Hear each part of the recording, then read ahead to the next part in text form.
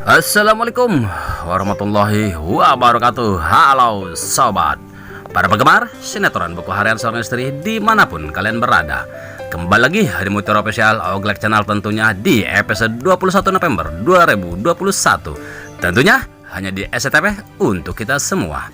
Jangan lupa like, share, dan subscribe-nya terlebih dahulu dan nyalakan loncengnya agar kalian tidak tertinggal informasi-informasi terbaru dari channel ini. Di episode kali ini yang sangat seru, ada menegangkan dan menarik untuk kita saksikan, yang membuat kita penasaran dengan apa yang terjadi. Di episode kali ini terlihat setelah Pasya mengatakan ke Dewa bahwa bukannya Alia lah yang menculik Junior, nampaknya Lula yang mengetahui bahwa jelas melihatnya kalau Alia lah yang membawa Junior. Nampaknya masalah ini pun sampai ke rumah dan terlihat Pasya dan Lula di rumahnya, di mana Lula yang menanyakan kebenaran, yang akhirnya Lula dan Pasya pun terjadilah cekcok dan terdengar Pasya mengatakan, kita ini sudah menjadi suami istri Lula, jadi jangan saling bermarah-marahan, ucap Pasya. Namun terlihat Lula nampaknya tak menghiraukan ucapan Pasya. Pasya pun berjanji bahwa Pasya akan menjelaskannya yang sebenarnya ke Dewa siapa yang menculik Junior. Di sisi lain, si kadal buntung Roni terlihat di dalam kamarnya bersama Lipia. Roni pun memberitahu ke Lipia bahwa Dewa dan anak sedang bertengkar lagi masalah Junior yang mukanya yang dibuat seperti badut.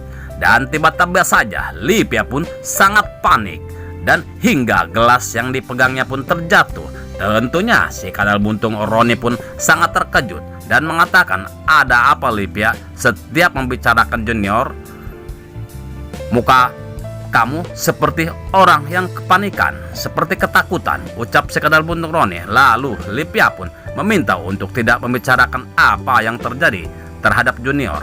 Lipia pun berencana untuk menemui Alia agar menghapus postingan Junior yang telah Alia membuat Junior seperti badut.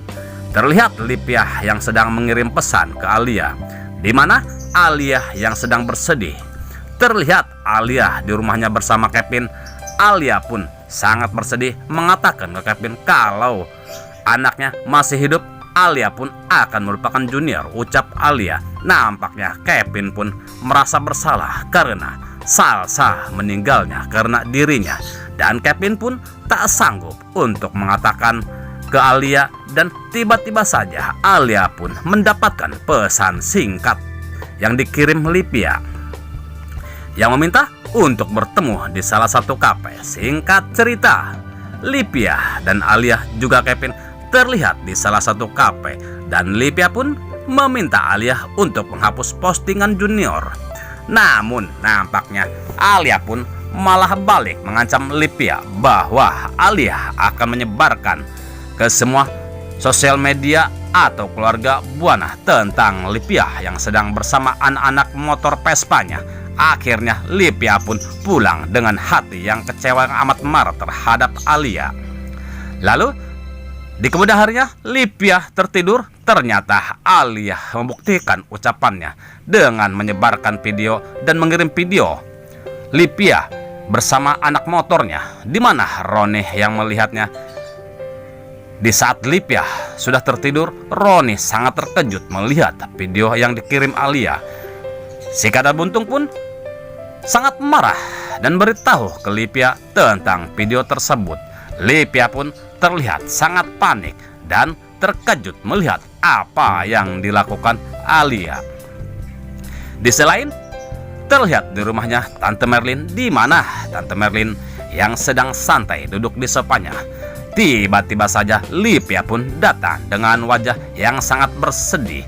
Lalu Tante Merlin pun menanyakan apa yang terjadi Lia. Lia pun menjelaskan apa yang terjadi pada dirinya dan juga Pak Pajar. Lalu Tante Merlin pun menghibur Lipia dengan mengatakan, kamu akan menjadi penyanyi yang sukses Lia. Lalu Tante Merlin pun memberikan satu kesempatan untuk Lia bernyanyi. Terlihat di atas panggung Lia pun diganggu oleh beberapa preman.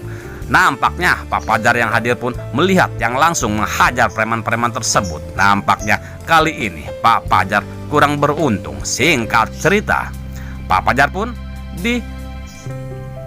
pun yang terluka berada di rumah sakit, di mana Lia pun sangat mengkhawatirkan kondisi Pak Pajar. Terlihat Lia yang bersedih di sampingnya Pak Pajar yang masih terbaring, dan terdengar Pak Pajar pun mengigo dengan menyebut nama-nama Nana.